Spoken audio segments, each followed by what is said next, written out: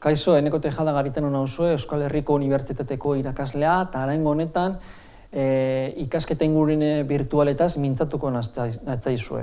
Orduan, ikasketa ingurune virtual bat sortzeko edo diseinatzeko nolabait, zenbait aspektu edo kontzeptu jaso behar ditugu eta horietaz hausnartu. Batik bat, pentsatu behar dugu, zelan guk ulertzen dugun, zer den ikastea eta zer den irakastea.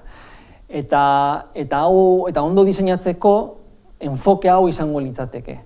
Ez dago ikaskuntza, irakaskuntza barik irakaslearen ikuspegitik. Hau da, nik irakasle moduan esateko irakatsi dudala, ikasle batek zerbait ikasi behar du.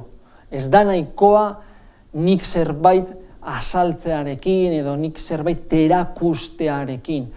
Nolabait ikasle horrek zerbait egin beharko luke jasotako ezagutza horrekin. Orduan, ikasketa ingurune bat diseinatzeko, esan bezala, definitu behar duguna da irakaslearen perfila, edo irakaslearen eginkizuna. Orduan, hori egin aurretik esan behar duguna da ikasi eta irakatsi pon bereko bi aldiak direla, prozesu osagarriak. Orduan, irakaslea ikasketa ahalbidetzen duen diseinatzailea delez, orduan, ahalbidetuko du ikasle batek ikastea ingurune virtual bat kudeatzen, eta kudeatzen era batera o bestera. Honela azalduko nuke nolabait. Ni diseinatzaile bezala, nire diseinu pedagogikoan ez baditut jasotzen helburuak, orduan, ingurune virtual horretan arituko diren ikasleek arituko dira, jakin barik berez, zer da ikasi behar dutena edo berez zer da lortu behar dutena. Naiz eta hor ikasketa bat egon, hori bai, ikasle batzuk gauza batzuk ikasiko dituzte eta beste ikasle batzuk beste gauza batzuk ikasiko dituzte, gauza ezberdinak.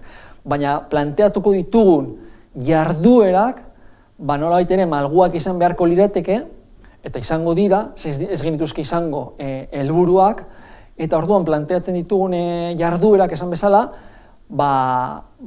izango lirateke malguak ikasleen nahi dabena nolabait egiteko. Eta egitengo dabena, egingo dute nolabait gauza ezberdinak direlez, batzuk gauza batzuk ikasiko dituzte, eta esan bezala beste batzuk, beste gauza batzuk. Orduan, irakaslea ikasketa ahalbidetzeko baldintzak edo egoerak diseinatzen ditu. Niri asko gustatzen zait Freidek daukan adierazpena edo esaldia, edo pentsamendua, eta da, irakastea ez dela ezagutza transferitzea baizik eta bera produzitzeko edo eraikitzeko aukerak sortzea. Niri asko gustatzen zait hau, ze askotan ikasleek, ni barne esaten dugu, ez digutela irakatzi, baina askotan erresponsabilitatea erantzunkizuna esan beharko genuke ez dagoela horren beste irakaslean, baizik eta ikaslean. Hau da, erantzunkizun hori irakaslean egongo litzateke, fijatuko bagina zer nolako diseinua egin duen. Orduan, gu gure aldetikan irakasle moduan, irakasle garen aldetikan, segun zer da planteatzen duguna ingurune virtual horretan egiteko, orduan, ahalbidetuko dugu gauza batzuk ikaskuntzaren ikuspegitik, ezta? Baina erantzunkizuna, azkeneko erantzunkizuna beti egongo litzateke ikaslean. Eta nola baitago izango litzateke kontutan hartu beharreko oinarrizko kontzeptua ingurune virtual bat diseinatzeko edo sortzeko. Eskerrik asko zeuen arretagatik.